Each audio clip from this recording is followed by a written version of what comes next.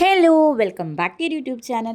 ഇന്ന് നമുക്ക് സോയാബീൻ വെച്ചിട്ട് നല്ല അടിപൊളി നല്ല ടേസ്റ്റിയും അതേപോലെ തന്നെ വളരെ സിമ്പിളായിട്ട് തയ്യാറാക്കാൻ പറ്റിയിട്ടുള്ള ഒരു ഈവനിങ് സ്നാക്ക് എങ്ങനെ തയ്യാറാക്കിയെടുക്കാമെന്ന് നോക്കാം കേട്ടോ. അപ്പോൾ ഒട്ടും വൈകാതെ തന്നെ നമുക്ക് നേരെ വീഡിയോയിലേക്ക് പോകാം. അതിന് മുൻപായിട്ട് ചാനൽ ആരെങ്കിലും ആദ്യമായിട്ട് കാണുന്നെങ്കിൽ വീഡിയോസൊക്കെ ഒന്ന് കണ്ടു നോക്കാം. നിങ്ങൾക്ക് ഇഷ്ടമാവാൻ യൂസ്ഫുൾ തോന്നുകയാണെന്നുണ്ടെങ്കിൽ ചാനൽ ഒന്ന് സബ്സ്ക്രൈബ് ചെയ്ത് സപ്പോർട്ട് ചെയ്യാം. അപ്പോൾ ഇന്ന് നമ്മൾ തയ്യാറാക്കിയെടുക്കാനായിട്ട് പോണത് സോയാബീൻ കബാബാണ്. ഈ ഒരു സ്നാക്ക് തയ്യാറാക്കാനായിട്ട് നമുക്ക് ആദ്യം തന്നെ വേണ്ടത് ഇതേപോലെ സോയാബീനാണ് കേട്ടോ. അപ്പോൾ ഞാൻ 1 കപ്പ് അളവിൽ സോയാബീനാണ് എടുത്തിട്ടുള്ളത്. ഞാനിവിടെ എടുത്തിട്ടുള്ളത് ഈ വലുപ്പത്തിലുള്ള സോയാബീനാണ്. നിങ്ങൾക്ക് ചെറുത് കിട്ടുകയാണെങ്കിൽ അത് എടുത്തിട്ടാലും നമുക്ക് ചെയ്യാവുന്നതാണ്. ഇനി നമുക്ക് ഇതേപോലെ ഒരു ബൗൾ ഗ്യാസിൻ്റെ മേലേക്ക് വെച്ചെടുക്കുക. എന്നിട്ട് അതിലേക്ക് കുറച്ച് വെള്ളം ഒഴിച്ചെടുക്കുക. അതേപോലെ തന്നെ ആവശ്യത്തിനുള്ള ഉപ്പും കൂടി ചേർത്തെടുക്കുക. ഇനി വെള്ളം ഒന്ന് നന്നായിട്ടൊന്ന് തിള വരുന്ന സമയത്ത് നമ്മൾ നേരത്തെ മാറ്റി വെച്ചിരിക്കുന്ന ഈ ഒരു സോയാബീൻ ഇതിലേക്ക് ഇട്ടുകൊടുക്കുക. എന്നിട്ട് നമുക്ക് ഇതേപോലെ സ്പൂൺ ഉപയോഗിച്ചിട്ട് നന്നായിട്ട് ഇതൊന്ന് മിക്സ് ചെയ്തെടുക്കാം. ഒരു 5 മിനിറ്റ് നേരം ഇതിനെ ഇതേപോലെ നന്നായിട്ട് ഒന്ന് തിളപ്പിച്ചെടുക്കാം. നന്നായിട്ട് ഈ ഒരു സോയാബീനൊക്കെ വെന്തെന്ന് ഉറപ്പായി കഴിഞ്ഞാൽ നമുക്ക് ഈ ഒരു ഗ്യാസ് സ്റ്റവ് ഒന്ന് ഓഫാക്കി എടുക്കാം. എന്നിട്ട് ഇതിനെ നമുക്ക് നല്ല രീതിക്ക് ഒന്ന് തണുക്കാനായിട്ടൊന്ന് മാറ്റി വയ്ക്കണം. നന്നായിട്ട് തണുത്തതിന് ശേഷം ഈ ഒരു സോയാബീൻ നമുക്ക് ഈ ഒരു വെള്ളത്തിൽ നിന്ന് എടുത്തിട്ട് ഇതിനെ ഈ കാണുന്ന രീതിയിൽ ഇതിലത്തെ വെള്ളം മൊത്തമായിട്ട് ഇതേപോലെ പിഴിഞ്ഞിട്ട് വേറെ ഒരു ബൗളിലേക്ക് നമുക്ക് മാറ്റി കൊടുക്കാം. മാക്സിമം നല്ല രീതിക്ക് പിഴിഞ്ഞെടുത്തിട്ട് വേണം ഇതേപോലെ നമ്മൾ ഈ ഒരു സോയാബീൻ മാറ്റിയെടുക്കാനായിട്ട്. വെള്ളം കൂടുതലായി കഴിഞ്ഞാൽ ഇതിൻ്റെ ടേസ്റ്റ് വേറെ രീതിയിലാവും. അതുകൊണ്ട് തന്നെ നല്ല രീതിക്ക് വെള്ളം ഇതേപോലെ പിഴിഞ്ഞ് കളഞ്ഞതിന് ശേഷം മാത്രം എടുക്കുക കേട്ടോ. അങ്ങനെ നമ്മുടെ സോയാബീനൊക്കെ നന്നായിട്ട് പിഴിഞ്ഞെടുത്തിട്ട് നമ്മൾ മാറ്റി വെച്ചിട്ടുണ്ട്. ഇനി നമുക്ക് ഇതേപോലെ ഒരു മിക്സിയുടെ ജാർ എടുക്കാം. അതിലേക്ക് നമ്മൾ നേരത്തെ പിഴിഞ്ഞ് മാറ്റി വെച്ചിരിക്കുന്ന ഈ ഒരു സോയാബീൻ ചേർത്തിട്ട് ഈ ഒരു രീതിക്കൊന്ന് അരച്ചെടുക്കുക കേട്ടോ. അപ്പോൾ ഒട്ടും വെള്ളമൊന്നും ചേർക്കേണ്ട ആവശ്യമില്ല. നമുക്ക് വെള്ളം ഇല്ലാതെ തന്നെ ഈ ഒരു രീതിയിൽ നന്നായിട്ട് അരച്ചെടുക്കാനായിട്ട് സാധിക്കും.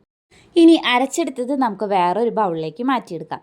ഇനി നമുക്ക് ആവശ്യമായിട്ടുള്ളത് ഒരു വലിയ സബോള ഇതേപോലെ നന്നായിട്ട് നൈസാക്കിയിട്ട് അരിഞ്ഞെടുക്കുക. 3 പച്ചമുളക്, ഒരു ചെറിയ കഷ്ണം ഇഞ്ചിയും, ഒരു 4-5 അല്ലി വെളുത്തുള്ളി എടുക്കുക. 1 ടേബിൾ സ്പൂണോളം മല്ലിയില. ഇതിപ്പോൾ മല്ലിയിലയുടെ ഫ്ലേവറുള്ള വേറൊരു ഇലയാണ്. മല്ലിയില ഉണ്ടെങ്കിൽ അതെടുക്കാം. 1 ടേബിൾ സ്പൂണോളം തന്നെ കറിവേപ്പില ഇതേപോലെ ചെറുതാക്കിയിട്ട് അരിഞ്ഞെടുത്തത്. ഇതൊക്കെയാണ് നമുക്ക് ആവശ്യമായിട്ടുള്ളത്. ഇനി വെളുത്തുള്ളി, ഇഞ്ചി, പച്ചമുളക് നല്ല രീതിക്കൊന്ന് ഈ കാണുന്ന രീതിയിൽ ചതച്ചെടുക്കുക.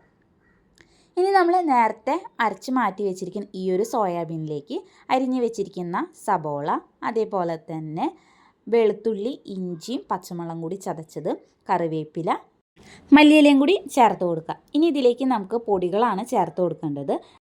1/2 ടേബിൾ സ്പൂണോളം മഞ്ഞൾപ്പൊടി, 1/2 ടേബിൾ സ്പൂണോളം മുളക് പൊടി, 1 ടേബിൾ സ്പൂണോളം ഗരം മസാല, 1/2 ടേബിൾ സ്പൂണോളം കുരുമുളക് പൊടി, 1 ടേബിൾ സ്പൂണോളം മുളക് ചതച്ചതും. ഇനി ഓരോരുത്തരുടെ എരിവിനനുസരിച്ചിട്ട് ഇതിൽ നമ്മൾ ചേർത്ത് കൊടുക്കുന്ന മുളകിൻ്റെ അളവും കൂട്ടിയും കുറച്ചിട്ടൊക്കെ എടുക്കാവുന്നതാണ്.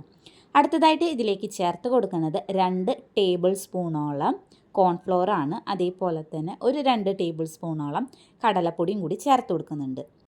ഇനി ഇതിലേക്ക് നമുക്ക് ആവശ്യത്തിനുള്ള ഉപ്പും കൂടി ചേർത്ത് കൊടുക്കാം. അപ്പോൾ ഉപ്പ് നിങ്ങൾ നോക്കിയിട്ട് വേണം ഇട്ട് കൊടുക്കാനായിട്ട്. ഓൾറെഡി നമ്മൾ സോയാബീൻ വേവിക്കുമ്പോൾ കുറച്ച് ഉപ്പ് ചേർത്തിട്ടുണ്ട്. അപ്പോൾ അതിനനുസരിച്ചിട്ട് കുറച്ച് ഉപ്പ് ചേർത്ത് കൊടുക്കുക. എന്നിട്ട് നന്നായിട്ട് മിക്സ് ചെയ്തിട്ട് നിങ്ങൾക്ക് ഉപ്പ് കുറവാണെന്ന് തോന്നുകയാണെന്നുണ്ടെങ്കിൽ വീണ്ടും നമുക്ക് ചേർത്ത് കൊടുക്കാം.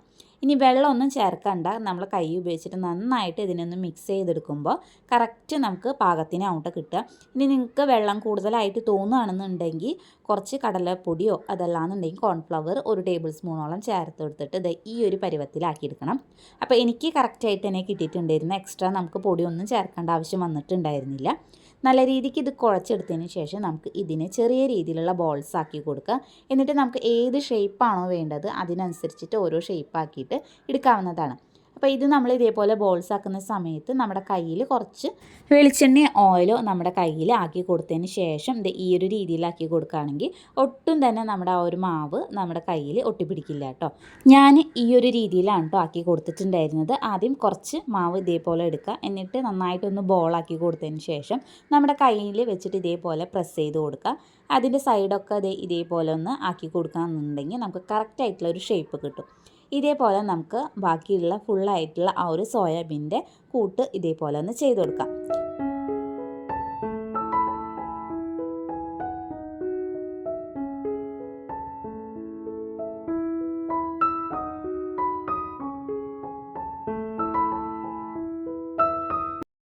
അങ്ങനെ ഈ ആ ഒരു ഫുള്ളായിട്ട് മാവ് ഉപയോഗിച്ചിട്ട് നമ്മളിതേ സോയാബീൻ്റെ കബാബ് ഇവിടെ സെറ്റാക്കി എടുത്തിട്ടുണ്ട്.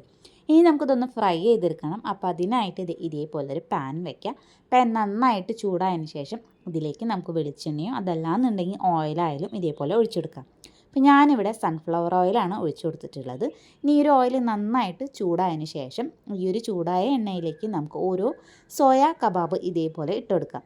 എന്നിട്ട് ഇത് നമുക്ക് ഓരോ സൈഡ് തിരിച്ചും മറിച്ചും ഇട്ട് കൊടുത്തിട്ട് നന്നായിട്ട് ഇത് ഗോൾഡൻ ബ്രൗൺ കളർ ആവുന്ന വരെ നമുക്ക് ഇതിനൊന്ന് ഫ്രൈ ചെയ്തെടുക്കാം.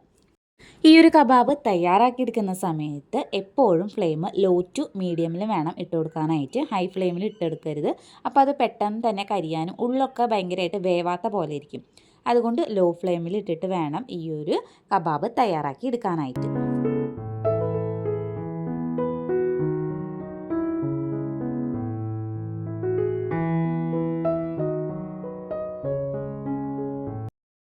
അങ്ങനെ കബാബിൻ്റെ ഒരു സൈഡ് നന്നായിട്ട് തന്നെ ഒന്ന് മുരിഞ്ഞ് വന്നിട്ടുണ്ട്. അപ്പോൾ നമുക്ക് അടുത്ത സൈഡിലേക്കൊന്ന് മറിച്ചിട്ട് കൊടുക്കാം. അപ്പോൾ ഈ ഒരു രീതിയിൽ തന്നെ നമ്മൾ ഇത് ഗോൾഡൻ ബ്രൗൺ കളർ ആവുന്ന വരെ ഫുള്ളായിട്ടൊന്ന് ചെയ്ത് കൊടുക്കാം.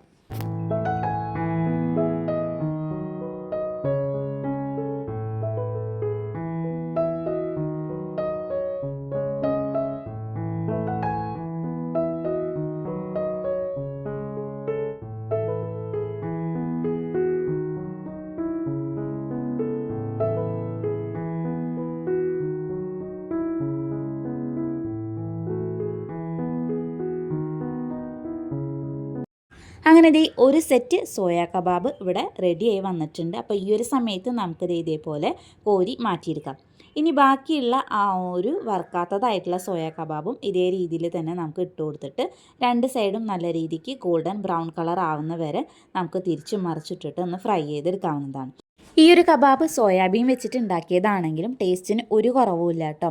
ചിക്കൻ ബീഫ് വെച്ചിട്ട് നമ്മൾ കബാബ് ചെയ്തെടുക്കുന്ന അതേ ടേസ്റ്റ് തന്നെയാണ് ഈ ഒരു സോയാബീൻ്റെ കബാബിനുള്ളത്. നിങ്ങൾ ഒരു വട്ടമെങ്കിലും ഇത് എന്തായാലും ഒന്ന് ട്രൈ ചെയ്ത് നോക്കി നോക്കുക. 4 മണി സമയത്ത് ഇതേപോലെ കുറച്ച് വെറൈറ്റി ആയിട്ടുള്ളത് നമ്മൾ ഉണ്ടാക്കിയിട്ട് നോക്കുകയാണെങ്കിൽ നല്ല ടേസ്റ്റാണ് കേട്ടോ. അപ്പോൾ ഇത് നല്ല ചൂട് ചായയുടെ ഒപ്പം കഴിക്കാനായിട്ട് അടിപൊളിയാണ്. ഇത് കഴിച്ചു കഴിഞ്ഞാൽ ആരും പറയില്ല ഇത് സോയാബീൻ വെച്ചിട്ടുള്ളതാണെന്നുള്ളത്. നമ്മൾ പറയാതെ ഒരാൾക്കും ഇത് മനസ്സിലാവില്ല കേട്ടോ. കാരണം അത്രയ്ക്ക് അടിപൊളിയായിട്ടുള്ള ടേസ്റ്റിലാണ് കേട്ടോ ഈ ഒരു സോയാബീൻ കബാബ് ഉള്ളത് കേട്ടോ. അങ്ങനെ രണ്ടാമത്തെ സെറ്റ് ഇതേപോലെ ഫ്രൈ ചെയ്തെടുത്തിട്ടുണ്ട്. അങ്ങനെ നമ്മുടെ കബാബ് ഇവിടെ സെറ്റായി വന്നിട്ടുണ്ട് കേട്ടോ. സംഭവം അടിപൊളിയാണ്. അതേ ഞാൻ പൊട്ടിച്ച് വെക്കുമ്പോൾ തന്നെ പുറമെ ഭയങ്കര ക്രിസ്പിയാണ്, എന്നാൽ ഉള്ളിൽ ഭയങ്കരമായിട്ട് സോഫ്റ്റാണ് കേട്ടോ. അപ്പം നിങ്ങൾ എന്തായാലും ഒരു വട്ടമെങ്കിൽ ട്രൈ ചെയ്ത് നോക്കി നോക്കാം. ഇത് നമുക്ക് ഇതേപോലെ സോസിൻ്റെ കൂടെ അതല്ലാന്നുണ്ടെങ്കിൽ വെറുതെ കഴിക്കാനായാലും നല്ല ടേസ്റ്റ് ഉണ്ട്. നിങ്ങൾക്കിത് കാണുമ്പോൾ തന്നെ മനസ്സിലാവുന്നുണ്ടാവും. നല്ല കണ്ടില്ല, ഉള്ളൊക്കെ നല്ലതായിട്ട് സോഫ്റ്റാണ്, എന്നാൽ പുറം ഭയങ്കരമായിട്ട് ക്രിസ്പി ആയിട്ടാണ് ഇരിക്കുന്നത്. അപ്പം ഞാൻ തയ്യാറാക്കിയ ഇതേ രീതിയിൽ തന്നെ നിങ്ങൾ ഒരു വട്ടം എന്തായാലും ഒന്ന് ട്രൈ ചെയ്ത് നോക്കി നോക്കാം കേട്ടോ. അപ്പം നല്ല ടേസ്റ്റി അതേപോലെ തന്നെ വളരെ സിമ്പിളായിട്ട് നമുക്ക് തയ്യാറാക്കാൻ പറ്റുന്ന ഒരു റെസിപ്പിയാണ് കേട്ടത്.